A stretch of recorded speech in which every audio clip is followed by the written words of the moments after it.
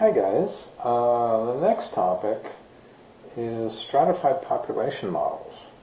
So the idea is we're going to study the growth of the population, but we're going to look at it in more detail than you do, for example, in those exponential growth and decay models that you probably did in calculus.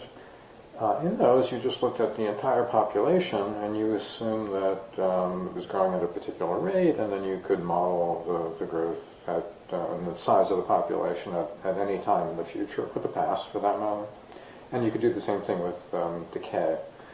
Well, we're going to look at population models, except that we're going to break the population down into different cohorts, different groups, subgroups of the population, because the distribution of the population among those cohorts can have a big influence on the rate at which the population grows.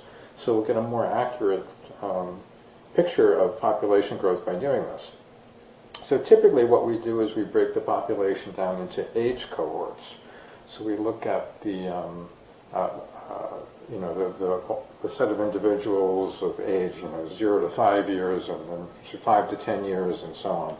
So you can do that kind of thing.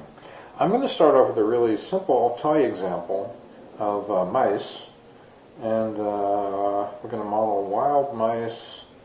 And I did a little research on Wikipedia to try to look at the numbers here. So what I'm going to assume is that mice live no longer than 3 years.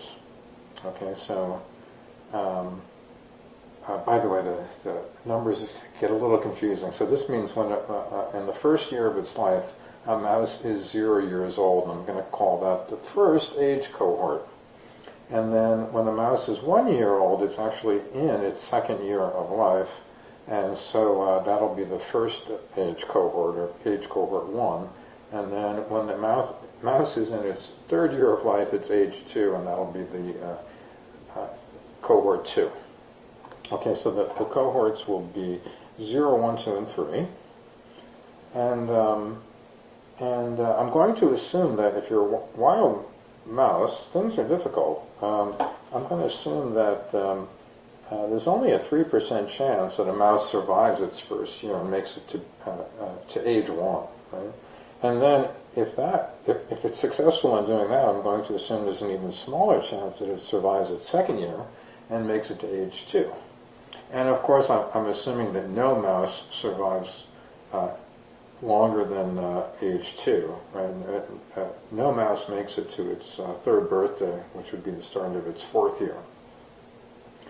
Okay, now the other thing we have to know is something about the fecundity rates, right? So fecundity is a fancy word for fertility, the birth rates.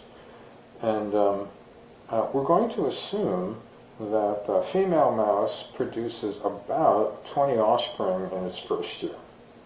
And a female mouse that's in its second year, in other words, it's age 1, it's in the age cohort 1, that it produces about 30 offspring, and then if it manages to live into its third year, to be 2 years old, then the fertility falls down a bit, and now it only produces about 10 offspring. And of course that might be taking into account the fact that mice in their third year are more likely to be eaten by predators, by cats or something. Right? They're getting old and frail, and so they may not even live an entire year. So that's one reason that the fecundity may fall down. One reason the fecundity may be smaller in the first year than in the second year is that most animals take some time to achieve sexual maturity, right? So you wouldn't expect that a mouse would start reproducing as soon as it's born. Now, one other thing about these stratified population models is that typically we focus just on females. So really, because the females are the ones who have the bulk of the responsibility in reproducing, right? So we look at the fertility or the fecundity rates of the females, and we're also these numbers here, when we talked about the survival rates, those are specifically supposed to be for females. So we're really interested in the population of females, right? And all the numbers And percentages really only apply to females, and the males just kind of taken for granted in the model. They're not modeled explicitly. Okay, let's see. Okay, so let's just make a little table to fill in the numbers I just gave you. I gave you some survival rates and some fecundity rates. Now the table is a little confusing because I've got the age cohorts as both rows and columns in the table, right? So the rows here represent the age cohort you're in at the end of 1 unit time period, and the columns represent the age cohort that the animals are in at the beginning of the time period, right? So we're going to work in 1 year time periods, and then each entry in the table represents a transition from a starting cohort to an ending cohort, right? So, for example, this entry here, oops, that was a little too big. Let me make that a little bit smaller. This entry here represents the fraction of the female mice in the in the 0 age cohort, right, in the youngest age cohort, that survive into the first age cohort, right? Because it's in column 0 and it's in row 1, so it's the survival rate from the first age age cohort 0 to age cohort 1. So, as we said, we assume that was 0.03. So that's where that number came from. And then similarly, this number here, I'm going to choose a different color, this number here, that's the survival rate from the age cohort 1 to age cohort 2, and we assume that was 0.01. Right? By the way, this question mark shouldn't be there. I goofed. I should have erased those. I used to have footnotes to indicate where all the numbers came from. Okay. Now, what about, so then we can do the same thing for the fecundity rates, right? So, for example, this number 20 is the fecundity rate. It's not a survival rate, so what this says is that for every female mouse in the 0 age cohort, we can expect about 20 new mice next year also in the age 0 cohort, right? Because any mice that are born in this coming year under consideration will be, of course, they will start off in the youngest age cohort, right? So all the fecundity rates here, all these fecundity rates are going in the first row because they all represent new mice, mice that will be in the youngest age cohort at the next time period. Okay? The 20 comes from the youngest age cohort, and then we also had the 30 here, which came from the second age cohort, or the middle age cohort, and then we also had, how about green? We also had the 10 that came from the oldest age cohort. Right? Okay. Now, so we've got this table. So I've actually, let's see, actually got it over here. Here's the table, right? Oops. Here's the table. And of course you can think of it as a matrix, right? And so it's in this case it's a 3 by 3 matrix because we had 3 age cohorts, right? So in any kind of a stratified population model, you're going to end up with a square matrix where the dimension of the matrix corresponds to the number of population cohorts that you're working with. And the nice thing about this is that if you start off with a vector that represents the population distribution in the initial time period, so that's what these x0, x1, and x2 stand for. Little x0 would be the number of individuals in the youngest age cohort. X1 would be the number in the middle age cohort, and x2 would be the number in the old age cohort.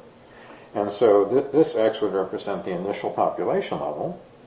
And if you simply multiply that vector by A using matrix multiplication, what you actually end up with, well, you get these expressions down here, right? So for example, the first row becomes 20 times x0 plus 30 times x1 plus 10 times x2.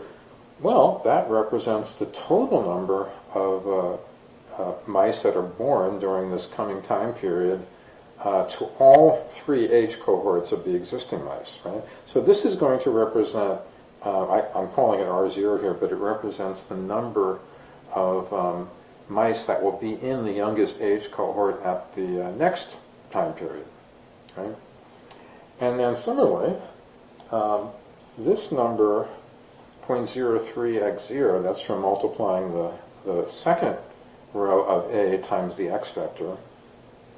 That tells you how many of the mice in the youngest age cohort will survive into the middle age cohort, right? So they survived to be in the middle cohort. So R1 basically is going to represent the number of mice that survive to the following year. And then they'll be in the next age cohort. And then similarly, we've got this number, this expression 0.01x1, that represents the number of mice that will survive from the middle age cohort into the old age cohort, right? And we got that by multiplying this row times the matrix. And of course, no mice survive from the oldest age cohort to the next year. So there's no need to have a fourth entry.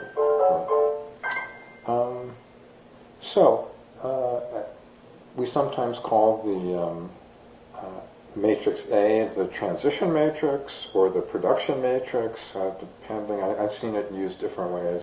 Of course, I'm not an expert on this, so I don't know what real population experts or demographers maybe, what they actually, what terms they actually use, but I've seen it referred to as the transition matrix or the production matrix.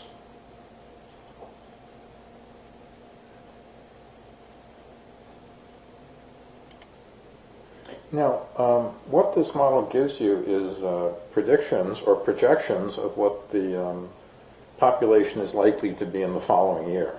Right? It's a deterministic model. It doesn't take into account that there will be, that it's basically a random process and that you could conceivably get different values from the same starting setup. So, therefore, you have to interpret what the model is telling you as just an average, predicted value. Of course, it's going to vary from that. Let's see. Another thing you can do, well, having set it up this way, we set it up so that we can simply multiply the initial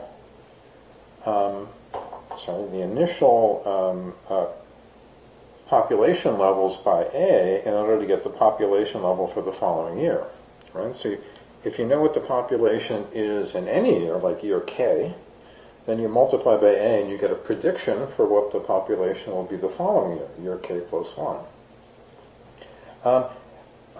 So you could, if you want, rewrite this and just say we can express the population at any year in terms of the initial population at year 0, right? So if we know the population at year 0, then all we have to do is multiply by k factors of A in order to get an estimate or a prediction about what the population will be at year k. So this is a particularly simple scheme, right? It's not quite as simple as the exponential model, but it is very similar. You notice the similarity, right? That this looks a lot like the model where you say the population equals P0 times e to the RT, right? E to the RT is like e to the R raised to the T. So there's a real parallel here that the P0, let me try some colors here, the P0 corresponds to the X0, and the factor e to the RT corresponds to the a to the K, right? K is the time, just as T is over here. T is the time. So they're really parallel formulas, although one important difference, of course, is that over here we've got a matrix equation, right? And that shows that it is a little more complicated. Now, what this means is that we can, in principle at least, we can easily look at any length of time into the future. And so one use of this model is to try to make predictions about what the long-term prospects are for this population. Is it growing? Will it become extremely large quickly? Or is it dying out? Is the growth rate so small that it's actually getting smaller every year and that the population is in danger of dying out? Right? So you can see how this could be useful. Right? You could use it for studying endangered species, or if you're interested in industry or something, you know, livestock maintenance and that kind of thing, you might want to know how many animals can you harvest each year and still maintain a population that is self-sustaining, right? Okay, so the way we're going to go about this, doing this analysis of the growth prospects of a population, is we're going to apply eigenvalue analysis, right? So we've got a matrix equation over here, right? And so we should be able to use matrix methods, and in particular we're going to use eigenvalues and eigenvectors to analyze the population growth. Okay, so here's the general picture. Suppose that n is the number of age cohorts, or whatever, however you've broken up the population. They aren't necessarily with respect to age, but typically they are. But let n be the number of cohorts, so that this production matrix or transition matrix A is an n by n matrix, right? And of course that means it's a linear transformation of Rn, of the vector space in n dimensions of the real vector space in n dimensions.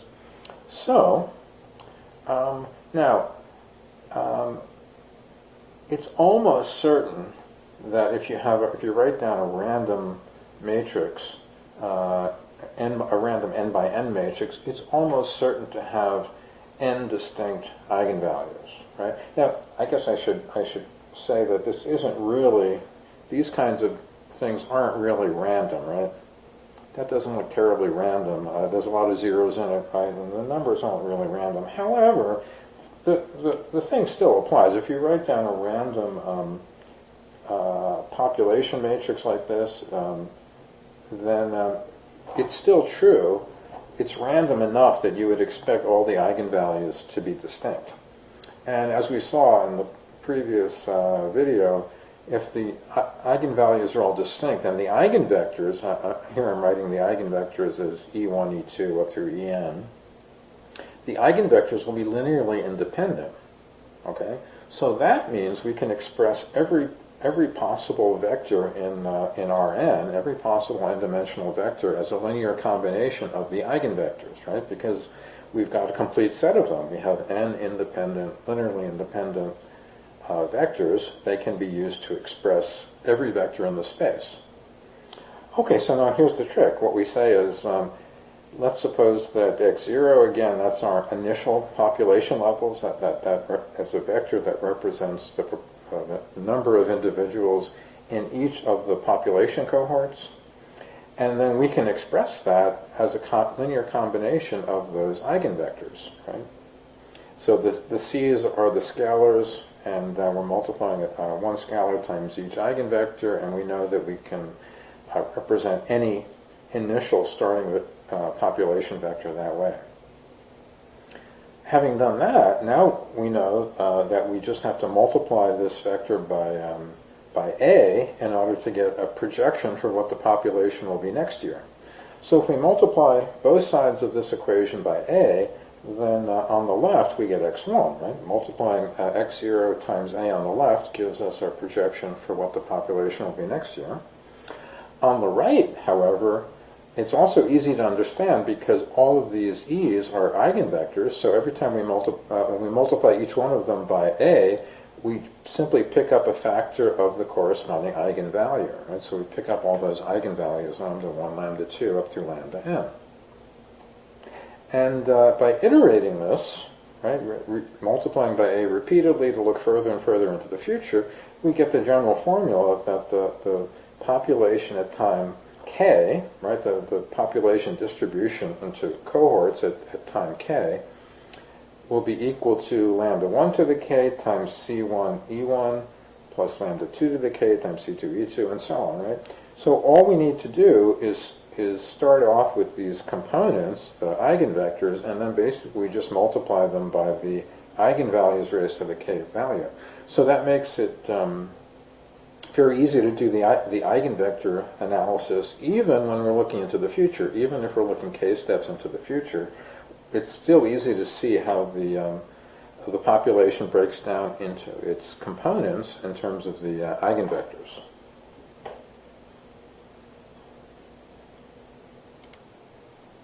So what does this tell us about the long-term prospects for the population? Well, the thing to note is that each one of these lambdas, of course, is growing exponentially in k, right?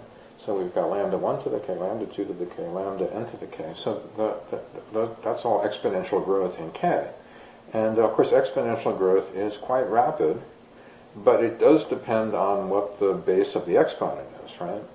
And in fact, if you compare exponential growth between two terms, the one that has the bigger exponent will eventually come to dominate. So, for example, if we're comparing, for example, 2 to the k with 3 to the k, 3 to the k is always greater than 2 to the k, but moreover, as k gets larger, 3 to the k becomes, astronomically larger than 2 to the k, right? A small difference in the base of the exponent gets magnified over time, and that's also an aspect of exponential growth. I mean, another way to look at it is the ratio 3 to the k over 2 to the k. That's the same thing as 3 halves to the k, and this ratio is growing exponentially, right? So the ratio between the two is growing exponentially, and therefore this one is going to become hugely dominant over time, and it's going to dwarf the other contributions.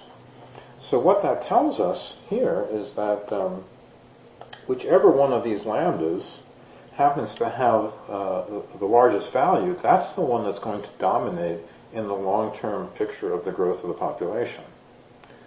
By the way, we can kind of ignore terms, lambdas that are negative. I mean, it's possible you could have a negative eigenvalue, certainly, but we can ignore those because the population can never become negative. So large negative eigenvalues are just going to tend to disrupt the population growth, right? A population can never go below 0. It can never be negative anyway. So anyway, we'll ignore those, but the long-term prospects for the population are going to be determined by whatever the largest eigenvalue is, and it'll be the largest positive eigenvalue. Okay, let's do an example. Let's look at that mouse example that we did previously, right? So we had this production matrix or population matrix here, right? So I just copied it over from earlier. And let's do the analysis. Now, I'm going to do it with Mathematica, so I think I'll switch over and show you how to do that later, but let me just quote the results. What we find is that when you compute the eigensystem for this matrix, what you find is that the largest eigenvalue is 20, and that the corresponding eigenvector that's given to you by Mathematica is this guy here. It's actually all negative. By the way, this is just an approximate. This last entry, for example, down here, this is not really 0. It's a small negative decimal, but it's so close to 0. I couldn't be bothered writing out all the decimal places.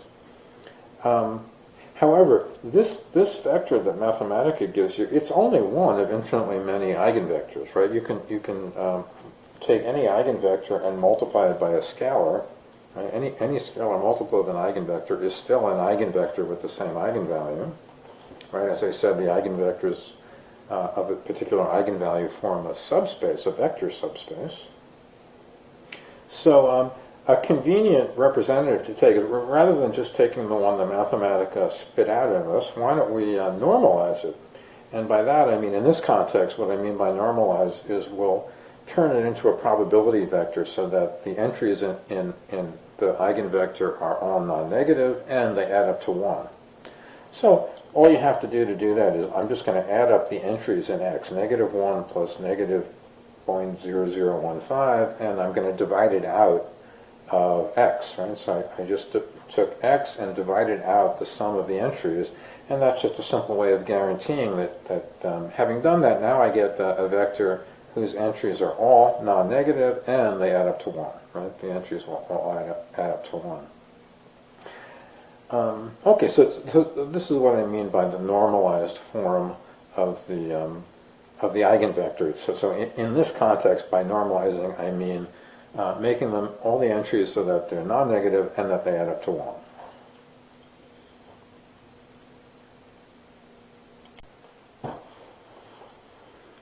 Now, we found on the previous page that lambda was equal to 20, right? It was about 20.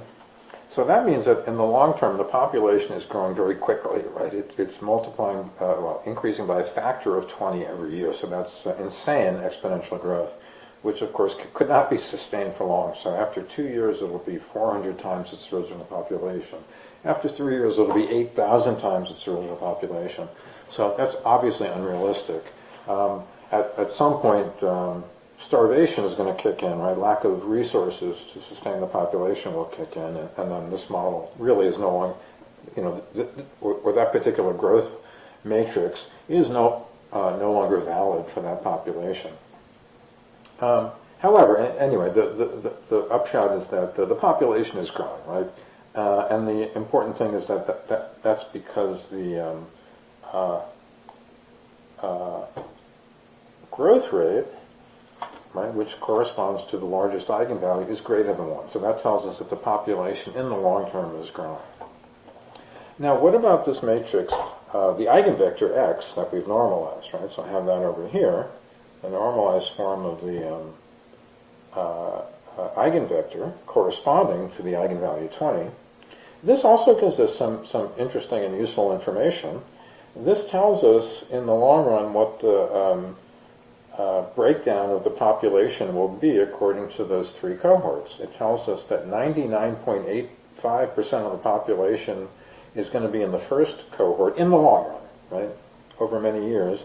Only about 0.15%, less than 1%, will be in the second cohort, and almost none will be in the third age cohort.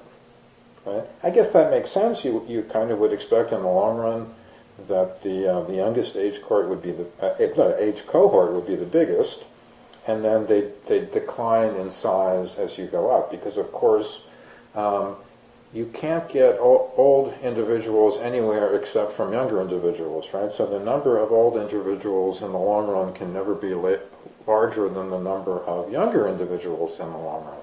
Right? So you would expect that in this eigenvector, the numbers would be decreasing. Right? And so what is a little surprising in this case is how much the young group dominates, right? It's 99.85% of the population in the long run. Now, of course, if you're more interested, if you're interested in animal husbandry or animal, preservation, preservation of endangered species, or the industrial uses of animals, how many can you harvest and still maintain a population? What you're going to be interested in is making sure that the population is able to survive. And that means we want the growth rate to be at least 1. Right? So this is the important mark. We want the growth rate to be at least 1. If the population is less than 1, that means, if the growth rate is less than 1, that means the population is dying out and it's kind of doomed. Right? So as an example, let's make things a lot harder on the mice. So what I've done over here is I changed the fecundity rates for the oldest age group to 0, and then I said, let's suppose we don't know for sure what the fecundity rates are for the first and second age cohorts, the youngest and middle age cohorts. But I'll just, for simplicity, I'll just assume that they're equal, but they're equal to some unknown constant A, right? So the fecundity rates are some unknown constant A. Now clearly, if the fecundity rates are too low, not enough mice are going to be born, and the population will die out eventually. So, question. what's the smallest value of A? What is the smallest fecundity rate for those two youngest cohorts that would permit the population to survive in the long term? Right? So this question is easier to answer than you might think. We do have to use the theory about eigenvalues and determinants and all that stuff. However, the algebra turns out to be quite simple, and furthermore, you can use Mathematica to solve it, right? So don't worry too much about this. But let me show you the strategy for doing this, which is really pretty simple. We want A to be just big enough. I mean, that's the question. What's the smallest value of A that would permit the population to survive? So we want A to be just big enough for the largest eigenvalue to be 1. Right? If the largest eigenvalue is exactly 1, then the population isn't growing, but it also isn't dying out. It'll survive. Okay? So we want the largest eigenvalue to be 1. That means we want one of the eigenvalues to be 1. So we're going to set lambda equal to 1. And then we're going to say, well, remember how this linear algebra worked. The characteristic equation is that the determinant of A minus the eigenvalue times I should be equal to 0, right? Because this is supposed to be a singular matrix. Now, I did it in Mathematica, and I'll show you in a minute how to do it in Mathematica, but I computed the determinant of this matrix. It turns out it's just a linear expression. The determinant of this matrix is simply minus 1 plus 1.03a. Okay? And we want to choose an A such that that determinant is 0. And so that's an easy enough equation to solve. We figure out that A has to be equal to 0.97. It's pretty obvious, it's pretty obvious that a bigger value of a higher fecundity rate would only make the growth higher. So we can answer the question, and we can say that we need the fecundity rate A to be at least 0.97, 0.97 or bigger in order for the population to survive in the long term. Okay, now let me show you how to do those calculations using Mathematica. Okay, so let's use Mathematica to solve the problems, or at least to do the calculations for us. In the first problem, we were working with the original population matrix or production matrix for the mouse population, which was this guy. Let me display it as a matrix. Here we go. So that was our production matrix for the mice in the original example, right? And so, okay, it's easy enough to just apply the eigensystem function to this. Eigensystem of AMAT, and we get this. And here, the first list, this is the list of eigenvalues, and you see that the first eigenvalue, which is also the largest one, is about 20. Right? So that's how I got 20 for the eigenvalue. And then in the list of eigenvectors, the first eigenvector was this one. Let me copy that. And so let me call that Vec. Ooh, Vec. How about Vec? Yeah. Nope, not Vex, Vex. Okay. So there's our eigenvector, right, X. Here I've just written it as a list, so I have not written it as a 2-by-1 matrix, right? It actually isn't necessary in Mathematica. It should be able to work with it like this. But okay, so we figured out that the long-term growth rate is 20, so the population is in no danger. In fact, it's only going to grow too fast. The only other thing we wanted to use this for, we wanted to look at this vector, Vec, and figure out what the long-term population distribution would be among the age cohorts, right? Now, there's actually a simple way to do this in one line. The plus function in Mathematica is addition. So you can use plus to just add two numbers together, like plus 2, 3, 5. There's a shorthand in Mathematica. If you have a list of numbers, you can apply a function to it by putting double @ sign, right? So plus @ 2, 3 will just apply the plus operation to the list of numbers 2, 3. So it gives us 2 plus 3. I can do this to the vector, I can add up the entries in the vector to get that, right? And then what I want to do is I want to divide the vector by that. So I think what I'll do is I'll copy the input. I hit Control L to copy the previous input. And then what I really want to do is I want to take the vec, and I want to divide by the sum of the entries in order to normalize it. And so that's the normalized form of the vector, right? 0.9985, 0.0015 rounded off, and then approximately 0. It's 0 to 6 decimal places, or 5 decimal places anyway. So that's how you can do the first calculation pretty easily, with just a few commands with Mathematica. Now, let's change this. Let me go back and copy this. Now, the second problem I did, again, it seemed a little trickier, but it really isn't any harder. First of all, let me just change the A matrix. So I'm going to change it so that the first two fecundity rates are this unknown value A, and the third fecundity rate was 3. By the way, Mathematica is very, very good with symbolic calculation, so you can almost always just enter a variable or a symbol where you would normally enter a number, and Mathematica will deal with that quite well. So let's display this as a matrix. Right, so there's the A matrix with this unknown fecundity rate A. Now what we want to do, the characteristic equation for the eigenvalues is that the determinant of A minus lambda I should be equal to 0. Okay, so first of all, there's a built-in function, the identity matrix. Identity matrix, there we go. And that'll produce an identity matrix of whatever size you want, right? So we want the 3 by 3 identity matrix, right? So you can use the identity matrix command for that. So then what I'd like to do is I'd like to take the A matrix and I'd like to subtract off 1 times this identity matrix. I think I'll just copy and paste it. Oops. And there, that is the matrix after we've subtracted 1 times I. And then what I can do is now, again, let me just copy and paste this again. Let me take this guy, and I'm going to take the determinant of that. So the command to calculate the determinant of a matrix is just DET, capital DET. So there's the determinant.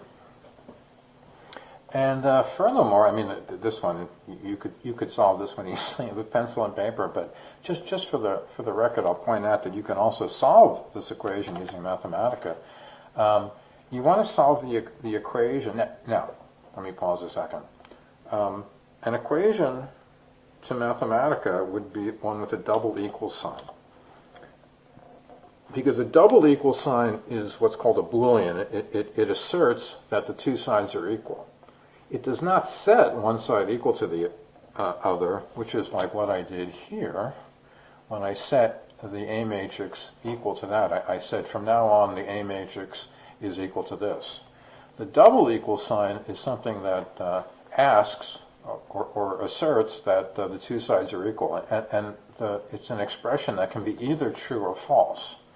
So here I'm kind of asking, is this true or false, that the determinant is equal to 0? And that is how you have to enter an equation to Mathematica. If you ever want to give it an equation to work with, you do it in this form.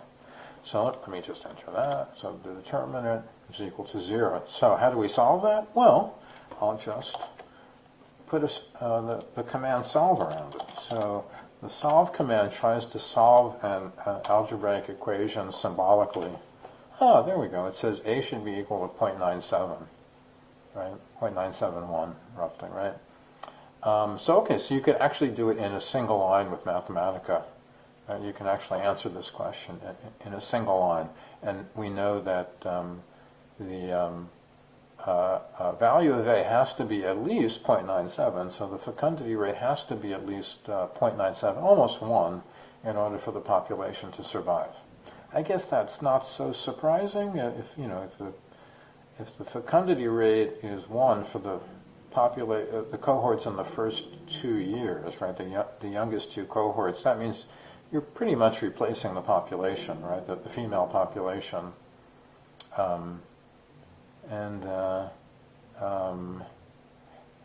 yeah, that should be enough to allow the population to survive.